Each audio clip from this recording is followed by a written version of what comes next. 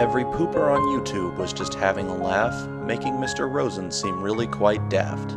They made him say things that were really most obscene, things so vile they'd make you turn green. What harm, they said, it's all in good fun, until Michael Rosen sent them all for a run. Mr. Rosen, you see, was not as kind as you or me. When he saw our poops, he got quite angry. I'll show them, he thought in his head. When I'm done with them, all their poops will be dead. So what Rosen did, thinking he was not to blame, he went to the videos and all of them he did flame, saying mean, evil, hateful things, hoping the end of these poops it would bring. However, as he saw to his much dismay, these videos were clearly here to stay.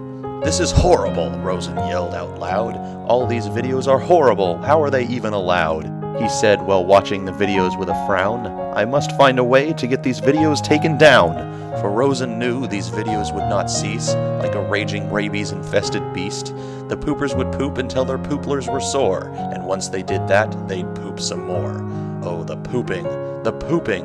If there's one thing that sent him loopy, it was all the pooping, pooping, pooping. For years and years I put up with it now. I've got to stop these poops soon, but how? And then Rosen got an idea, an awful idea. Mr. Rosen got a wonderful, awful idea.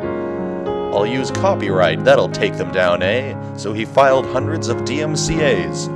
The videos went down, falling like flies, as Mr. Rosen thought, with a sneer in his eyes.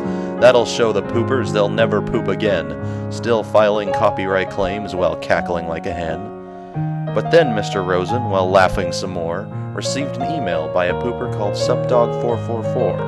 It said, "Mr. Rosen, what are these tricks?" So Mr. Rosen thought up a lie, and he thought it up quick. "You don't understand, my boy, it's all for the kids," he said, while thinking up more fibs. "I can't have small children seeing the Michael Rosen rape," he shouted triumphantly while planning his escape. Then he patted little Subdog on his cute little head, winked at him, and told him to go to bed. Once he was done, Mr. Rosen sat back, waiting for the poopers to notice his attack. He waited patiently, listening out, just waiting for all the poopers to pout. "Oh no," they'd shout with a tear in their eye, "our poops, they've all been blown sky high." And then they would all cry, cry, cry. Mr. Rosen chuckled while brewing a stew. He only had one thing left to do. He waited, waited, and waited some more, anticipating this more than anything ever before. Then finally, the time was here, all the poopers found what was causing Rosen's cheer. Their videos were gone, each and every one.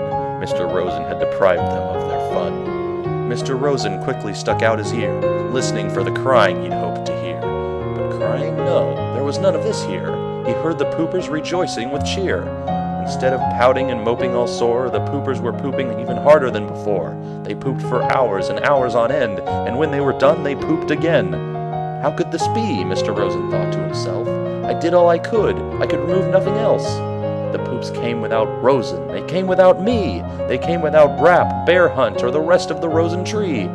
Rosen puzzled and puzzled until his puzzler was sore, and then Rosen realized maybe poop means something more. Then what happened? Well, down in YouTube they say, Rosen's sense of humor grew 3 sizes that day. Rosen went onto YouTube and stood up quite tall. He yelled, "I'm back, and Merry Poopmas to all!" Rosen removed every single one of his claims. He even then removed all his flames. He apologized to all the poopers who he had sent all the copyright claims to. And everyone was happy as anyone ever was. And this, my friends, is the story of Poopmas.